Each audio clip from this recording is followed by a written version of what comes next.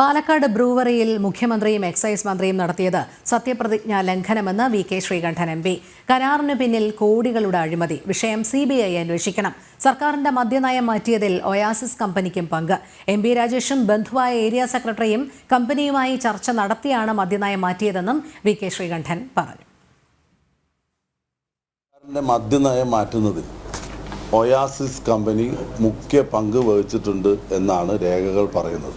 30 വർഷത്തിന് മുമ്പേ പഴക്കമുള്ള കേരളത്തിലെ മദ്യനയം മാറ്റാൻ പ്രേരിതമായത് ഒയാസിസ് കമ്പനിയാണെന്ന് വളരെ വ്യക്തമായിരിക്കുകയാണ്. 2023 സംസ്ഥാന സർക്കാർ നേരത്തെയുള്ള മദ്യനയം മാറ്റുകയാണ്.